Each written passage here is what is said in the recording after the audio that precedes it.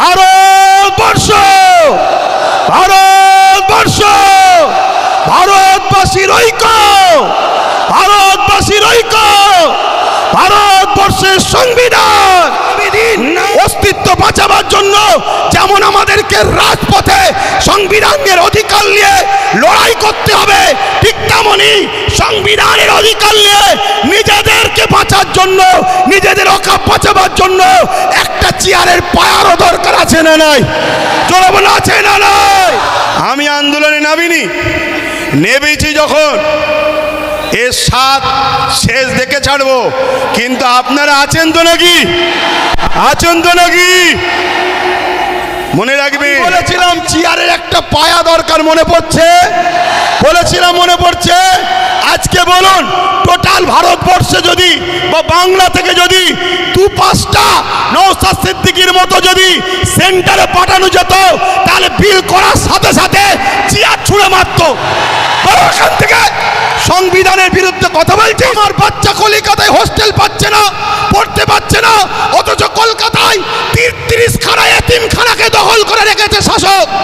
33খানা এতিমখানা রয়েছে কলকাতায়, ভিআইপি জায়গা রয়েছে, ওই জায়গাগুলোতে সব বিভিন্ন প্রমোটিং হয়ে যাচ্ছে, কোটি কোটি টাকার লেনদেন হচ্ছে রাজ ক্ষমতার জোরে।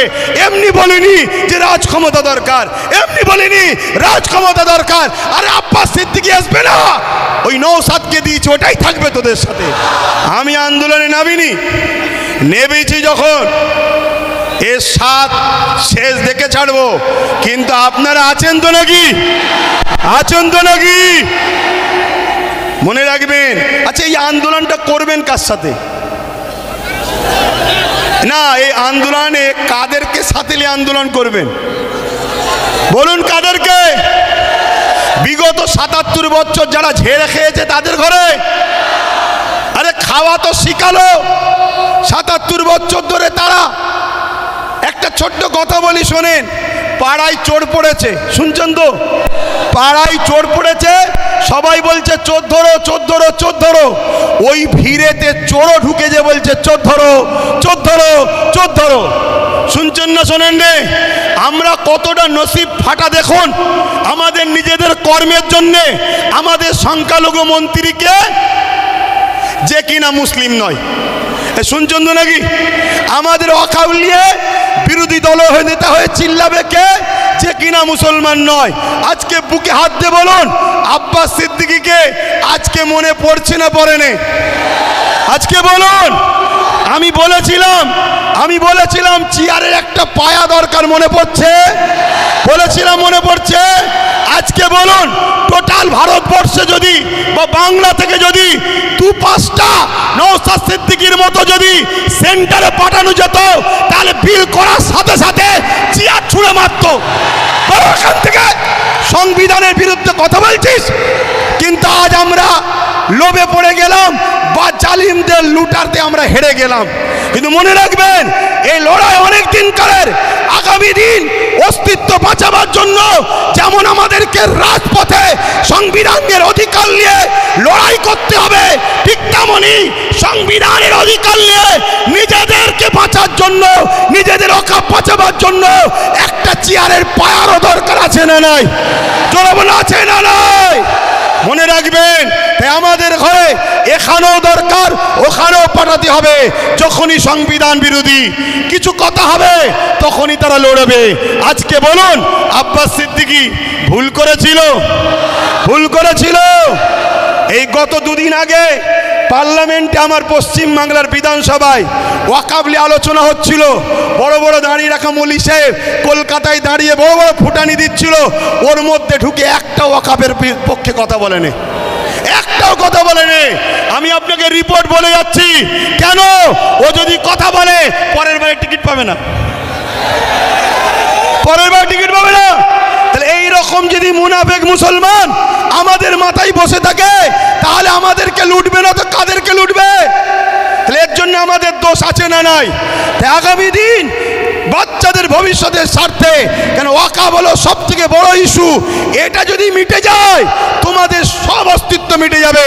ওয়াকাফ যখন থাকবে না, তুমি ভারতের স্বাধীনতার আগে দেশ ছিলে, প্রমাণ দেখাতে পারবে না। আরে তোমার মসজিদে থাকার পরও প্রমাণ দেখাতে পারছো না, তারপরে মনে রাখবে তখন তোমাকে বলবে যদিও থাকে থাক, ভোটটা দিতে পারবে না। শুনছে না, শোনেন না? এই বিরাট বড় নাটক, অনেক বড় চেন চলছে। তাহলে এই লড়াই হিন্দুদের বিরুদ্ধে নাকি?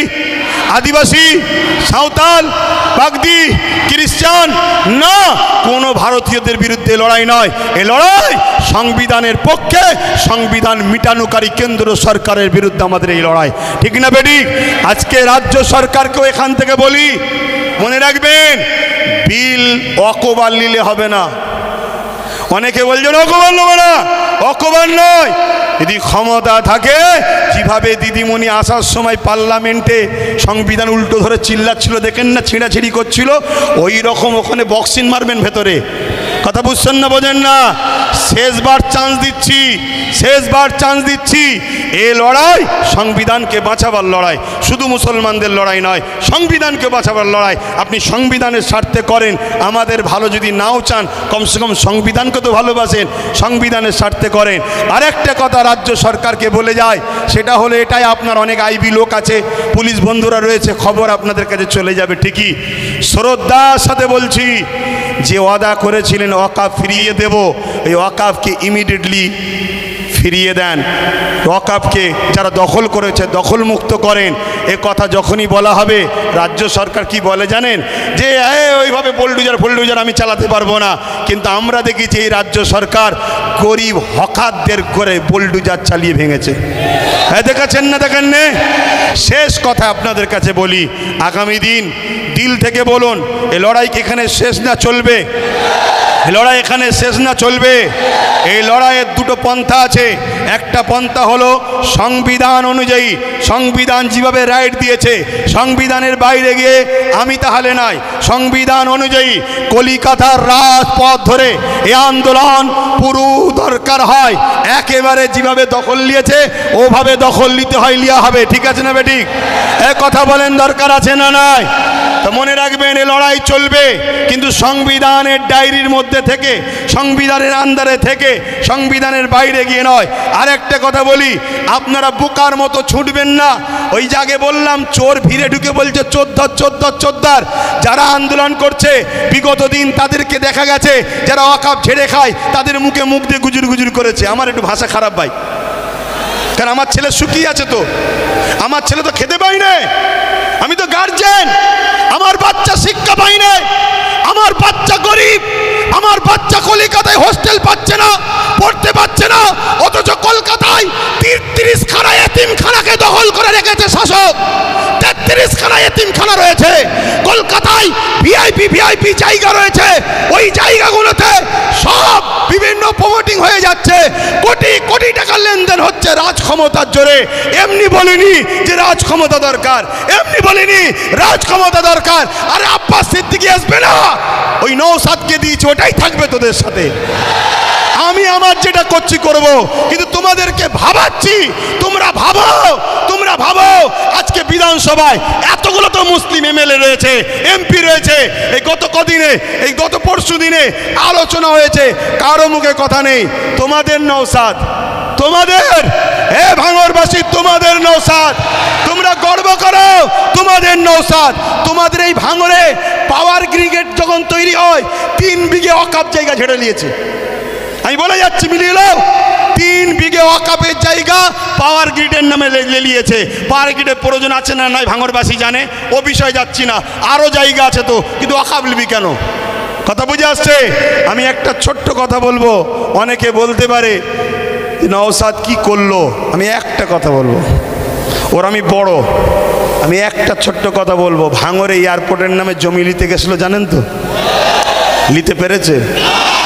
এটা তোমরা বেঁচে, তোমরাই তোমাদের নিজেদের তকদিরকে, আল্লাহর হুকুম তো বটে, করেছো ভালো। কি যদি ও না থাকতো, অন্য কেউ থাকলে একদিন সই করে জমিলে লাখ লাখ হাজার হাজার মুসলমানদের ঘর উচ্ছেদ হয়ে যেত।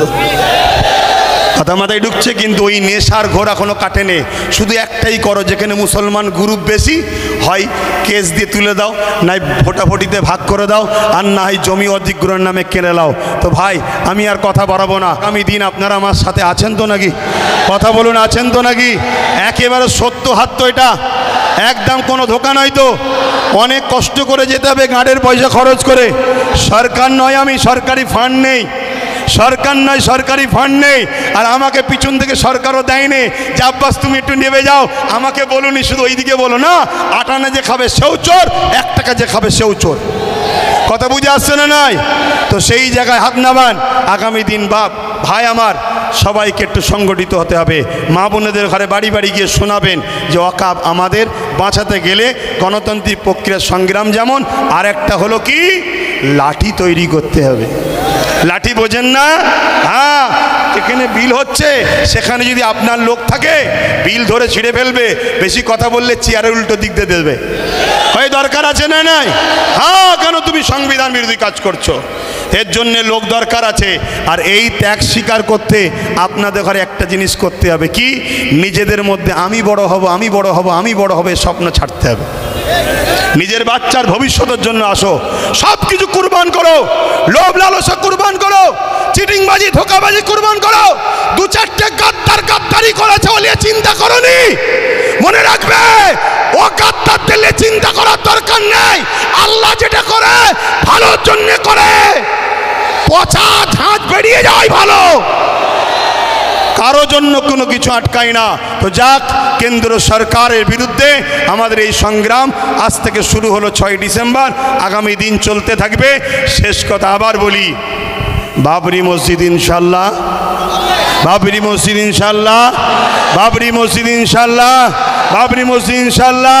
হাত লম্বা করে তুলে বলুন, হবে ইনশাল্লাহ, ইনশাল্লাহ। নারে দিবে, আরো দিল খুলে নারে দিবে, নারে দিবে। লব্বাইক ইয়া রাসূলুল্লাহ, লব্বাইক ইয়া রাসূলুল্লাহ। ভারতবর্ষ, ভারতবর্ষ, ভারতবাসীর ঐক্য, ভারতবাসীর ঐক্য, ভারতবর্ষের সংবিধান না